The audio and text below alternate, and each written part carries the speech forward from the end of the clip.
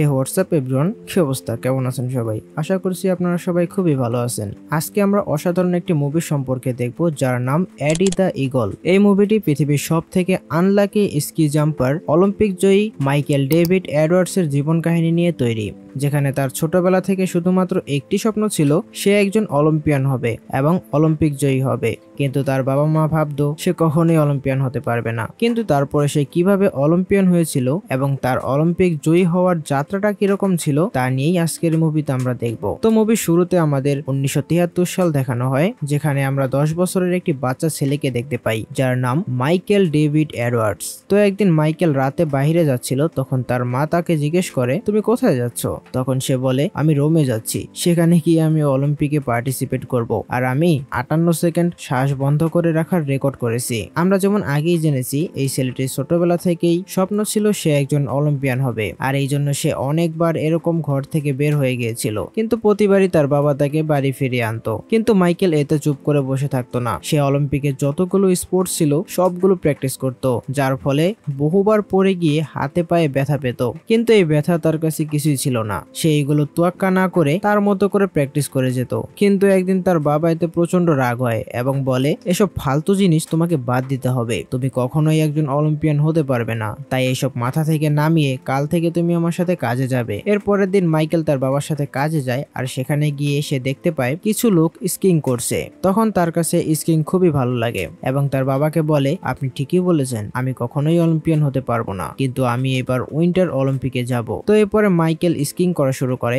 আর এই গেমটিতে সে দিনে দিনে খুবই ভালো করতে থাকে এবং বিভিন্ন প্রতিযোগিতায় অংশগ্রহণ করে বিভিন্ন পুরস্কার জিততে থাকে। এরপরে আসে 1987 সাল। এতদিনে মাইকেলের 24 বছর হয়ে গেছে। তখন গ্রেট ব্রিটেন অলিম্পিক অ্যাসোসিয়েশন তাদের স্কি টিমের জন্য দল গোছাচ্ছিল, কিন্তু এখানে তারা মাইকেলকে সিলেক্ট করে না, কারণ তার ভিতরে অন্য প্লেয়ারদের মতো ট্যালেন্ট থাকলেও তার ব্যবহার তাদের পছন্দ হয়নি। এমনকি সে অন্য প্লেয়ারদের মতো অত শিক্ষিতও ছিল না, তাই তাকে অলিম্পিকের ট্রায়ালেও রাখেনি। এবং অলিম্পিক কমিটির সিনিয়র যে কর্মকর্তা ছিল, সে মাইকেলকে বলে, তুমি কখনোই অলিম্পিয়ান হতে পারবে না। মানে তার বাবা মা থেকে শুরু করে সব জায়গায় সে একটা কথাই শুনতো, যে সে কখনোই অলিম্পিয়ান হতে পারবে না। তো যাই হোক, একথা শোনার পরে মাইকেল খুবই কষ্ট পায় এবং অনেক হতাশ হয়ে পড়ে, আর তারপর থেকে সে তার বাবার সাথে আবারও কাজ করা শুরু করে। তখন তার বাবা তাকে বলে, এই অলিম্পিয়ান হওয়া এসব বড়লোকি ব্যাপার, তাই তোমাকে এসব ছাড়তে হবে এবং তোমাকে এমন কিছু করতে হবে যা তোমাকে অর্থ দেবে। তো মাইকেল তার বাবার কথা শুনে ঠিক করে নেয় সে স্কিং পুরোপুরি ছেড়ে দেবে। কিন্তু তখনই সে টিভিতে স্কি জাম্পিং এর ম্যাচ দেখতে পায়। তখন তার ভিতরে আবার স্কি জাম্পিং এর প্রতি একটি টান চলে আসে, তাই সে গ্রেট ব্রিটেন অলিম্পিক অ্যাসোসিয়েশনের হেডকোয়ার্টারে চলে আসে, যেটা ছিল লন্ডনে। সেখানে গিয়ে সে জানতে পারে ব্রিটেনের সর্বশেষ স্কি জাম্পিং টিম ছিল 1929 সাল পর্যন্ত। তারপর থেকে এখন অব্দি কোনো টিম তৈরি হয়নি, তাই এমন কোনো দক্ষ প্লেয়ারও নেই যে স্কি জাম্পিং এ রিপ্রেজেন্ট করবে। তো এটা শুনে মাইকেল প্রচন্ড খুশি হয় এবং সে মনে মনে ভেবে নেয় সে আরো ভালোভাবে স্কি জাম্পিং শিখবে, আর এই জন্য তাকে জার্মানি যেতে হবে, কারণ international ski jumping training centre জার্মানিতে অবস্থিত। কিন্তু তার বাবা তাকে জার্মানি যেতে এবং স্কি জাম্পিং শিখতে না করে, কিন্তু মাইকেল তার বাবার কথা না শুনে জার্মানি চলে আসে। কিন্তু এখানে তার থাকার জন্য কোনো জায়গা ছিল না, তাই সে করে কি, একটি বারে যায়, আর সেখানে সবাই চলে যাওয়ার পর মাইকেল ওই বারের স্টোর রুমে রাতে ঘুমিয়ে পড়ে। এর পরের দিন সকালে বারের মালিক যখন আসে, তখন সে দেখতে পায় সেখানে মাইকেল ঘুমিয়ে আছে। তখন মাইকেল তাকে বলে সে একজন স্কি জাম্পার হতে চায়, তাই সে জার্মানি এসেছে, কিন্তু তার থাকার জন্য কোনো জায়গা নেই, তাই সে এখানে এসে ঘুমিয়ে পড়েছিল। তো তখন বারের মালিক তাকে বলে, তুমি এখানে থাকতে পারো, তবে তার বিনিময়ে আমার কাজে তোমাকে সাহায্য করতে হবে। আর এই প্রস্তাবে মাইকেলও রাজি হয়ে যায়। এরপরে মাইকেল তার প্র্যাকটিস শুরু করে। সে প্রথমে 15 মিটার জাম্পিং এর চেষ্টা করে, আর এটা সে সফলভাবে কমপ্লিটও করে। তাই মাইকেল অনেক খুশি হয় এবং ভাবে এই গেমটি অনেক সোজা। তারপরে সে 40 মিটার জাম্পিং এর জন্য চেষ্টা করে, কিন্তু এতে সে খুব বাজেভাবে আহত হয়। মূলত কিভাবে ল্যান্ড করতে হয় এটাই সে জানতো না, আর এই জন্যই সে আহত হয়। তো তখন মাইকেল বুঝতে পারে তার একজন কোচের দরকার, আর তাই সে একজন কোচের কাছে যায়। তখন কোচ মাইকেলকে জিজ্ঞেস করে, তুমি কতদিন ধরে স্কি জাম্পিং করছো? এর উত্তরে মাইকেল বলে, গতকাল থেকে। আর এই কথা শুনে সেখানে কোচ সহ সকলে হাসতে থাকে। তখন কোচ তাকে বলে, একজন বাচ্চা 6 বছর থেকে স্কি জাম্পিং শেখা শুরু করে, আর তুমি শুরু করেছো কিনা গতকাল থেকে? সরি, আমি তোমার কোচ হতে পারবো না। তো এভাবেই কোচ মাইকেলকে না করে দেয়। এরপরে আবারও সে একা একাই 40 মিটার জাম্পিং এর চেষ্টা করে। করে, কিন্তু সে এবারও ব্যর্থ হয়। কিন্তু তখনই তার সামনে একজন লোক আসে যার নাম ছিল ব্রনসন। সে সেখানে বরফ লেভেলিং এর কাজ করত। তো সে মাইকেলকে বলে, এইসব তোমার কাজ নয়, তুমি এইসব ভুলে যাও, আর 70 মিটার জাম্পিং এর কথা ভুলেও মাথায় আনো না, না হলে তোমার হাড্ডি এখান থেকে আমারই সরাতে হবে। তো এরপরে মাইকেল বারে এসে একটি ম্যাগাজিন থেকে জানতে পারে ব্রনসন একসময় বিশ্ববিখ্যাত স্কি জাম্পার ছিলেন, কিন্তু সে তার ডিসিপ্লিন এবং নেশায় আসক্ত হওয়ায় টিম থেকে বাদ পড়ে যায়। মাইকেল এসব জানার পরে সে ব্রনসনের কাছে চলে আসে এবং তাকে বলে, তুমি আমাকে স্কি জাম্পিং শেখাও, তুমি আমার কোচ হয়ে যাও। কিন্তু ব্রনসন তাকে সরাসরি না করে দেয়। তারপরে একদিন ব্রনসন মাইকেল যে বারে থাকে সেই বারে আসে। তখন মাইকেল আবারও তাকে রিকোয়েস্ট করতে থাকে স্কি জাম্পিং শেখানোর জন্য, কিন্তু এবারও সে মাইকেলকে না করে দেয়। কিন্তু তখন সেখানে থাকা আরো কিছু স্কি জাম্পাররা ব্রনসন এবং মাইকেলকে নিয়ে মজা করতে থাকে, যা ব্রনসন একদমই ভালোভাবে নেয় না এবং এক পর্যায়ে তাদের ভিতরে হাতাহাতি শুরু হয়। আর তখন ওই স্কি জাম্পারদের কোচ চলে আসে, যে কোচের কাছে মাইকেল সর্বপ্রথম গিয়েছিল। তো সে ব্রনসনকে একটি ঘুষি মারে, আর এতে ব্রনসন অজ্ঞান হয়ে যায়। এরপরে যখন ব্রনসনের জ্ঞান ফিরে তখন সে তার সামনে মাইকেলকে দেখতে পায়। এরপরে ব্রনসন মাইকেলকে নিয়ে একটি জায়গায় আসে আর তাকে স্কি জাম্পিং নিয়ে অনেকগুলো ফর্মুলা শিখিয়ে দেয়, আর তার সাথে তাকে এটাও বুঝিয়ে দেয় কিভাবে ল্যান্ডিং করতে হয়, কিভাবে টেক অফ করতে হয়। এরপরে মাইকেল তার টিপস ফলো করে 40 মিটার জাম্প শুরু করে এবং সে সেটা সফলভাবে কমপ্লিটও করতে পারে। কিন্তু সে এখানে এসেই থেমে নেই। সে তারপর ভাবে 70 মিটার জাম্প দেবে, তাই সে আবারও ব্রনসনের কাছে চলে যায় এবং তাকে বলে সে 40 মিটার জাম্পিং কমপ্লিট করে নিয়েছে, এখন সে 70 মিটার জাম্প দেবে এবং অলিম্পিকে যোগ দেবে। কিন্তু এই কথা শুনে ব্রনসনের বিরক্ত লাগে। সে বলে, তারা তোমার স্পোর্টস এর হিস্ট্রি তো দেখবে। কিন্তু মাইকেল বলে, এটা নিয়ে তো চিন্তার কিছু নেই, কারণ অলিম্পিক কমিটি গেল 52 বছর ধরে তাদের রুলস পরিবর্তন করেনি, তাই আমাকে শুধু কোয়ালিফাই করতে হবে। তখন ব্রনসন বলে, অলিম্পিকের সবচেয়ে ছোট জাম্প হচ্ছে 70 মিটার, আর সেটাও যদি তুমি চেষ্টা করো তাহলে তোমার হাড্ডি শরীর থেকে আলাদা হয়ে যাবে। তখন মাইকেল বলে, তুমি শুধু আমাকে অনুমতি দাও, আমি 70 মিটার জাম্প করব। তখন ব্রনসন তাকে অনুমতি দেয়, কারণ তার বিশ্বাস আছে যে মাইকেল 70 মিটার জাম্প করতে পারবে না, কারণ 70 মিটার জাম্পের জন্য মিনিমাম 4 বছরের অভিজ্ঞতা থাকতে হয়। আর উল্টো দিকে মাইকেল মাত্র 3-4 দিন হয়েছে জাম্পিং শুরু করেছে। এরপরে যখন মাইকেল 70 মিটার জাম্পের জন্য প্রস্তুতি নেয় তখন সেখানে ব্রনসন সহ আরো স্কি জাম্পাররা উপস্থিত ছিল। এরপরে মাইকেল এডওয়ার্ডস 70 মিটার জাম্প শুরু করে, কিন্তু এইবার সে এটি কমপ্লিট করতে পারে না, বরং সে খুব বাজেভাবে আহত হয়, যার ফলে তাকে হসপিটালে ভর্তি করতে হয়। এরপরে ব্রনসন হসপিটালে তার সাথে দেখা করতে যায়। সেখানে গিয়ে সে একটি বই দেখতে পায় যেটা তার কোচ লিখেছিল। তো সেই বইটিতে তার নামও ছিল। তার কোচ তাকে নিয়ে লিখে, ব্রনসন ছিল আমার স্টুডেন্টদের ভিতরে সবচেয়ে বেশি ট্যালেন্টেড স্টুডেন্ট, আর তাকে নিয়ে আমার অনেক স্বপ্ন এবং অনেক আশা ছিল, কিন্তু সেই আমাকে আবার অনেক বেশি নিরাশ করেছে। তার অনেক বড় চ্যাম্পিয়ন হওয়ার কথা ছিল, কিন্তু সে এটা কখনো বোঝেনি যে চ্যাম্পিয়ন হওয়ার জন্য শুধুমাত্র একজন ভালো অ্যাথলেট হওয়া জরুরি নয়, বরং সে হার না মেনে তার লক্ষ্যে পৌঁছে যাবে এই মনোবল বা আত্মবিশ্বাস থাকাটাই জরুরি। এসব পড়ার পরে ব্রনসনের মনে হয় এরকম আত্মবিশ্বাস এবং কঠোর মনোবল মাইকেলের ভেতর রয়েছে।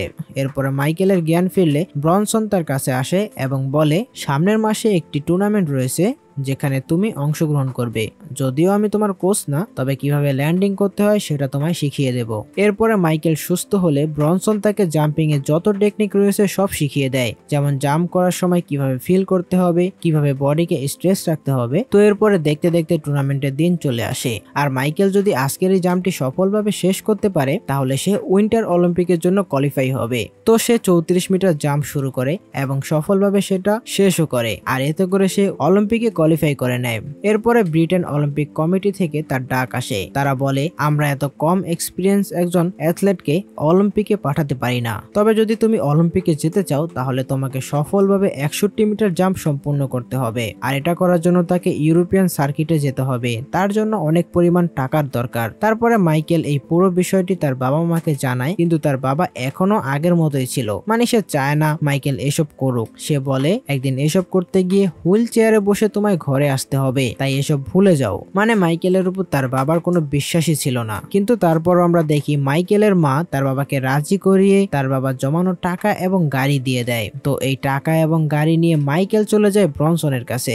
এরপরে ব্রনসন তাকে আরো নতুন নতুন অনেক টেকনিক শেখায় এবং আরো প্র্যাকটিস করায়। তো পুরো প্রস্তুতি শেষে তারা ইউরোপিয়ান সার্কিটের উদ্দেশ্যে রওনা দেয়। ওখানে গিয়ে মাইকেল প্রথমে 43 মিটার জাম্প সফলভাবে কমপ্লিট করে, কিন্তু ব্রনসন জানে মাইকেলের আরো অনেক কিছু শেখার শেখার প্রয়োজন আছে। তাই সে মাইকেলকে আরো নতুন নতুন টেকনিক শেখায় এবং বিভিন্ন ধাপে ধাপে প্র্যাকটিস করায়। আর এরপরে মাইকেল 61 মিটার জাম্পের জন্য প্রস্তুত হয় এবং সে 61 মিটার জাম্প সফলভাবে সম্পূর্ণ করে, যা দেখে ব্রনসন খুবই খুশি হয়, কারণ পরের দিন 61 মিটার জাম্পের প্রতিযোগিতায় মাইকেল এটি কমপ্লিট করতে পারলে সে অলিম্পিকের জন্য কোয়ালিফাই করবে। তো এর পরের দিন সে 61 মিটার জাম্পের জন্য খুব সুন্দরভাবে টেক অফ করে, কিন্তু যখন ল্যান্ডিং করতে যায় তখন সে তার নিজের উপর কন্ট্রোল হারিয়ে ফেলে এবং সে বরফের উপর পড়ে যায়। এই কারণে তাকে ডিসকোয়ালিফাই করে দেওয়া হয়। কিন্তু তারপরও মাইকেল ওখানের কমিটির কাছে অনেক রিকোয়েস্ট করে তাকে আরেকবার জাম্প করতে দেওয়ার জন্য, কিন্তু এই কমিটির লোকজন তাকে না করে দেয়, কারণ এটা তাদের রুলস এর বাইরে ছিল। তো এই কারণে মাইকেল খুবই হতাশ হয়ে পড়ে। তাই সে তার ঘরে ফোন দেয় এবং তার মাকে বলে, আমি খুব শীঘ্রই বাড়ি ফিরে আসব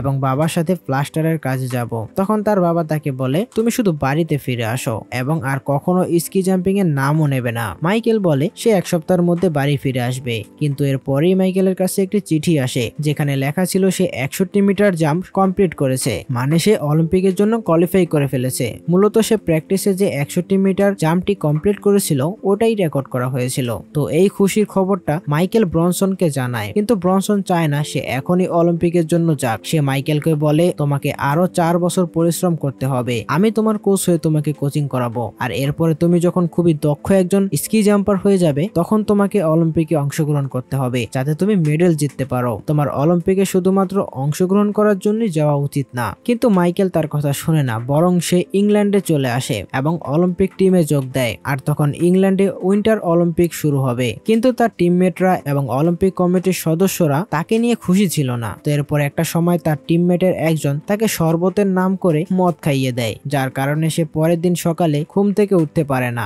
এবং অলিম্পিকের ওপেনিং সেরেমনিতে অংশগ্রহণ করতে পারে না। আর এই কারণে অলিম্পিক কমিটির সদস্যরা তার উপর প্রচন্ড রাগ হয় এবং তাকে বলে, পরের বার যদি এরকম করো তাহলে তোমায় সোজা বাড়ি ফিরতে হবে। আসলে আমরা দেখতে পাই মাইকেলকে নিয়ে এখানে কেউই খুশি ছিল না, কেউ চায় না সে অলিম্পিক জিতুক, আর তার প্রতি কারো সেই বিশ্বাসটাও ছিল না। তো এরপরেই মাইকেলের জীবনে সেই দিনটি চলে আসে যেদিন তাকে 70 মিটার জাম্প করতে হবে। আর 1928 সালের পরে কোনো ব্রিটিশ স্কিং জাম্পিং এ অংশগ্রহণ নেয়নি বা মাইকেল 70 মিটার জাম্পও কমপ্লিট করেনি। তাই কমেন্টেটরের কাছে তাকে নিয়ে বলার মতো তেমন কিছু ছিল না। আর মাইকেল আজকের আগে কখনোই স্টেডিয়ামে এত দর্শক দেখেনি, আর তার সাথে সাথে টিভিতেও প্রায় 200 কোটি মানুষ তাকে দেখছে। এরপরে ফাইনালি মাইকেল 70 মিটার জাম্পের জন্য স্লাইড করা শুরু করে, আর সে ব্রনসনের শিখিয়ে দেওয়া সকল টেকনিক গুলো ইউজ করে। এরপরে সে খুব সফলতার সাথে 70 মিটার জাম্প সম্পূর্ণ করে, আর এতে করে হয়ে যায় নতুন এক রেকর্ড, কারণ এর আগে কখনো কোনো ব্রিটিশ অ্যাথলেট এত উঁচু জাম্প করেনি।